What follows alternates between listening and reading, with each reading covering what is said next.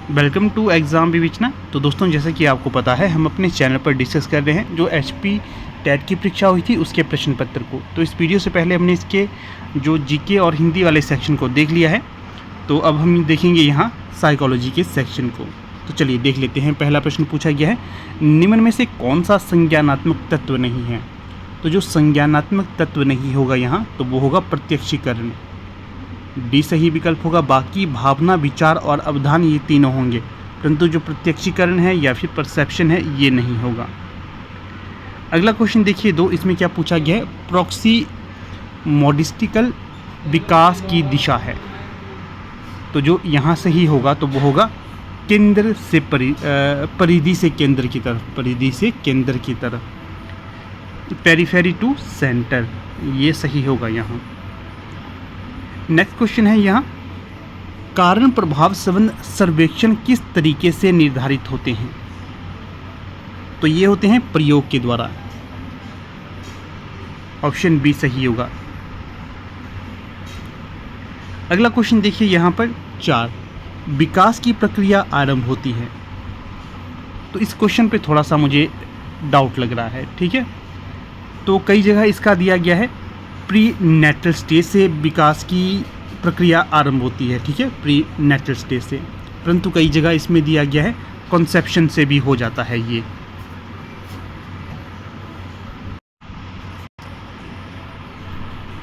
तो यहाँ पर थोड़ा सा संशय है, कई गर्भाधान से भी मान रहे हैं, कई डी से भी मान रहे हैं, ठीक है। तो जब ऑफिशियल आंसर की आएगी तो तब भी हम इसकी जांच करेंगे, परंतु बी या डी जिसने टिक लगाया उनमें से किसी का ये ठीक हो सकता है, बी या डी में से सही होगा, ठीक है ना। तो चलिए नेक्स्ट क्वेश्चन देख लेते हैं यहाँ पर। अगला है, ऊर्जित तथा निर्देशित व्यवहार है। तो ऊर्जित और निर्देशित व्यवहार कैसे होगा? तो ये होगा अभिप्रेरणा से। कैसे? जब तक मोटिवेशन नहीं आएगी तब तक नहीं होगा ये व्यवहार, बी सही है।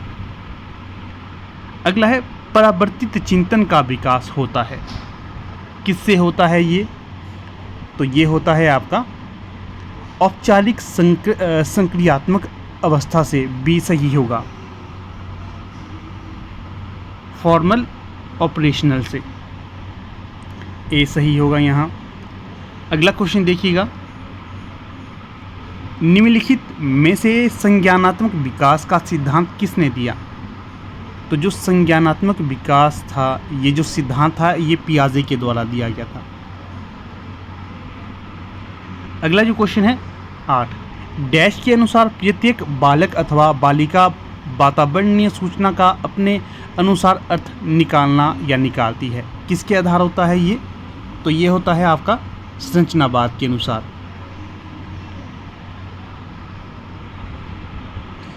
अगला क्वेश्चन देखिए यहाँ 9, अपनी असफलता के बहाने ढूंढना है। बालक अपनी असफलता के बहाने किस माध्यम से ढूंढता है? तो ये होगा युक्तिकरण के माध्यम से।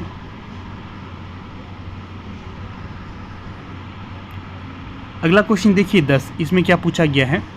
तो यहाँ पर पूछा गया है आपसे, एरिक्सन के अनुसार स्व पहचान संकट डैश अवस्था से संबंधित मुख्य विकासात्मक कार्य है।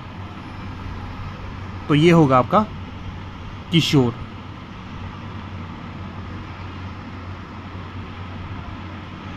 अगला प्रश्न देखिएगा 11, सुप्तावस्था की विशेषता है।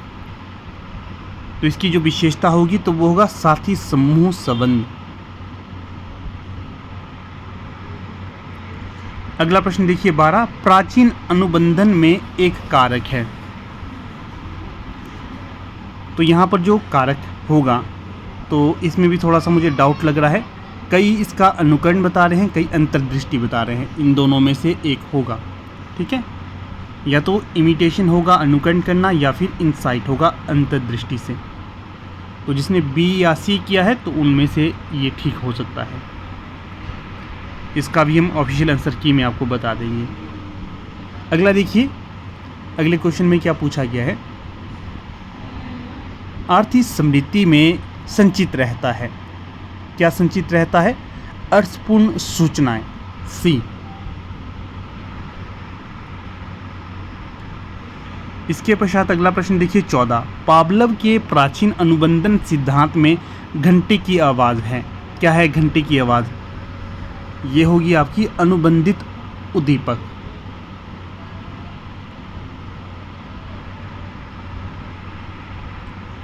अगला क्वेश्चन देखिए 15, डैश अभिप्रेरणात्मक चक्र की पहली अवस्था है।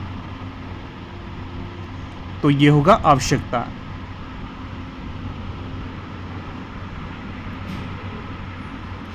अगला क्वेश्चन है यहाँ 16, डैश चयनित संवेदी सूचना को, थोड़ा सा ब्लर यहाँ पर दिखाई दिया है।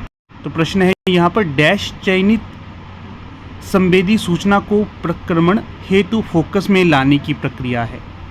तो ये होगा यहाँ पर प्रत्यक्षीकरण, विकल्प ए। यहाँ पर मेरे पास डी सीरीज़ है, डी सीरीज़ के क्वेश्चन आप डायरेक्ट मिला सकते हैं, बाकी की सीरीज़ ऊपर नीचे यहाँ पर क्वेश्चन हो गए होंगे।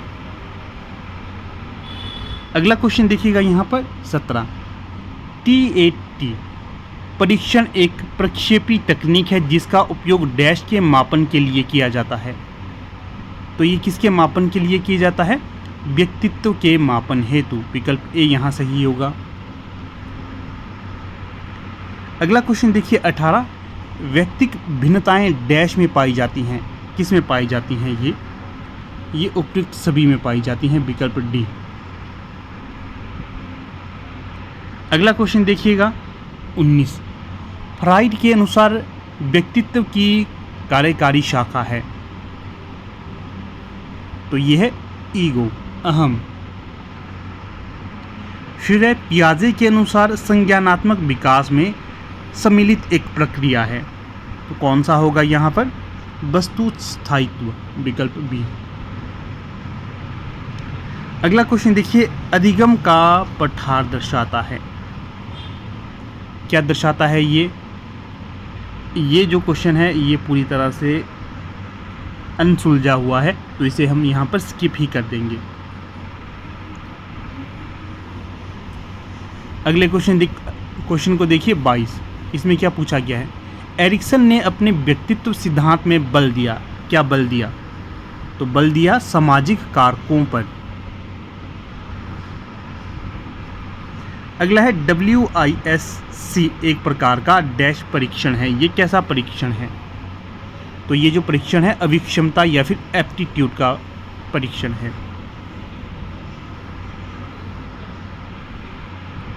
अगला है वाचिक बुद्धि परीक्षण का एक उदाहरण है। एग्जाम्पल वाले बड़े क्वेश्चन इस परीक्षा में थे, तो इसमें जो होगा तो वो मुझे लग रहा है विकल्प डी, इनमें से कोई नहीं, वाचिक बुद्धि वाला। तो कई जगह इसका दिया गया था विकल्प बी भी, कौन सा? भाटिया बैटरी का भी दिया था कई जगह, ठीक है। तो बी और डी में से इसका मुझे लग रहा है, ज़्यादा मुझे डी लग रहा है। इसका भी हम ऑफिशियल आंसर की में आपको बता देंगे। सृजनात्मकता में सम्मिलित नहीं है। क्या नहीं है सृजनात्मकता में सम्मिलित? अभिसारी चिंतन। क्या? अभिसारी चिंतन। अगला है 26, अभिवृत्ति में तत्वों की संख्या होती है। कितनी होती है? 3, सी। अगला क्वेश्चन देखिए 27, धनात्मक पुनर्बलन में अनुक्रिया के अधिगम की संभावना डैश है। तो ये होगा इंक्रीसिस, मतलब बढ़ती है। क्या होता है इसमें? बढ़ती है। अगला क्वेश्चन देखिए, LAD का संप्रत्यय किसने किया? तो ये किया गया था किसके द्वारा? चोम्स्की के द्वारा, विकल्प सी। फिर अगला प्रश्न देखिए 29, नई सूचना को सम्मिलित करने के लिए पहले से मौजूद स्कीमा को संशोधित करना कहलाता है।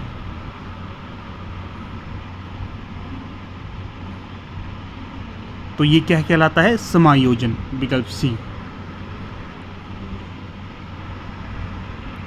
अगला क्वेश्चन देखिए 30, चरों के सक्रिय परिवर्तन तथा नियंत्रण की विधि है। तो ये होगा इनमें से कोई नहीं, ये तीनों नहीं होंगी, ठीक है। डी सही होगा इसका। तो देखिए कुछ इस प्रकार से आज का ये हमारा वीडियो लेक्चर था, ठीक है। तो कुछ कुछ प्रश्नों पे यहाँ पर डाउट ज़रूर था, परंतु जो मैंने आपको तथ्य बताए हैं उस हिसाब से आप करोगे तो आपको इनका उत्तर अवश्य मिल जाएगा। तो आराम से आप उत्तर तालिका को चेक करिए, कहीं पर डाउट हो तो आप अवश्य बता सकते हो, परंतु तभी बताना अगर आपको लगता है कि इस प्रश्न का यही उत्तर होना चाहिए, ठीक है ना। तो चलिए फिर यहाँ पर अपनी वीडियो का समापन कर लेते हैं। आप लोग वीडियो के अंत तक बने रहे, इसका बहुत बहुत धन्यवाद।